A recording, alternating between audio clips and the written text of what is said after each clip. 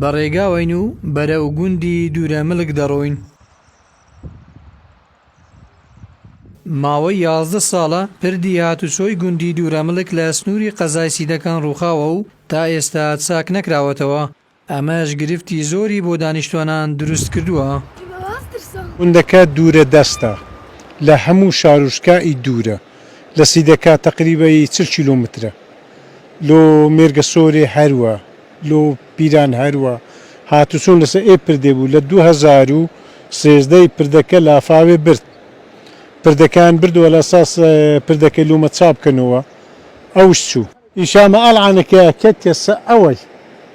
على تريتشيزا ابوسيد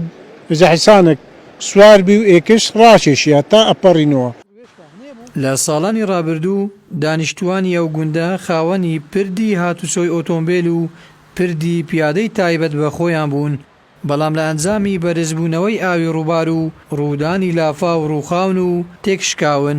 بە شێوەیەک تەنها پارچە و پاشماوەی پردەکە جێماون. زۆر گرنگە بەرپرسە ئیداریەکانی سنووری دەڤەری برادۆست و قەزای سیدەکان خەمێکی جدی لەو پردە بخۆن بە خۆتان دەبینن یعنی بەڕاستی معاناتێکی زۆری دروست کردیە لە بۆ خەڵکی ئەو گوندە بە تایبەت لە بۆ قوتابیەکان لە بۆ خەڵکی گوند یعنی کێشەیەکی زۆری دروست کرد. کەمی پرۆژەی خزمەتگوزاری و دوورەدەستی و نەبوونی پردی هاتوچۆ لەو گوندە وای کردووە ژمارەی خێزان زێدی خۆیان جێبهێڵن و بەرەو سیدەکان و سۆران کۆچ بکەن. ئەگەم سیارە نەگەتۆ ماڵێ ما من بە پیادە تێوە بچم و تێوە نەچم ڕۆست ئەوە 11 ساڵە سیارە نەوبەرنە 11 ساڵە بە ملە لێرە تشتە ئەبەین و لۆ ماڵی مشکلە لە هەندەی گەورەتر نییە بڕوانکە ژیانی لێ نەما ژیان لە هەندەی خۆشتر نییە لەو گوندێ زۆربەی ماڵانی بارکردن ئەو ماڵی پێی کرابی بار کردبێ ڕۆیشت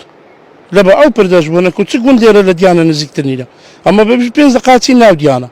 بەخوا لێرە سەعاتە کونی پێچن تاچین دیانە.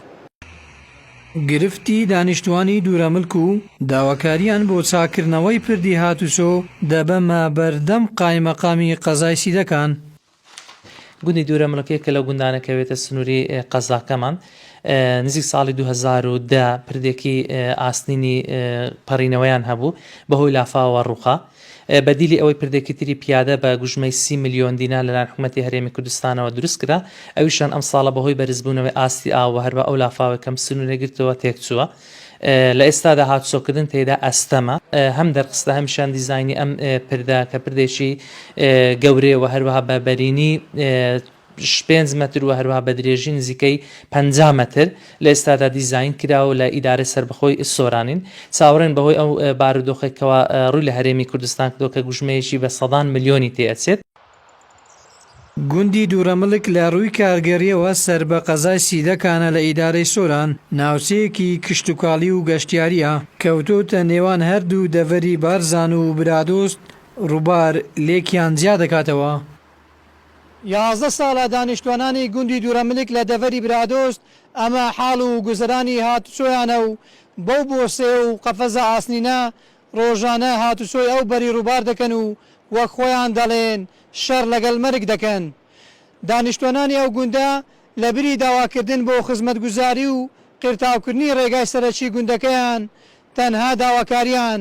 چاکردنەوەی پردی هاتوچۆی گوندەکەیانە و داوا دەکەن کابینەی نوێمی حکوومەتی هەرێم ئەو ئاواتە چەند ساڵەیان بۆ بێنێتە دی. مرشید برادۆسی زاری کرمانجی قەزای سیدەکان.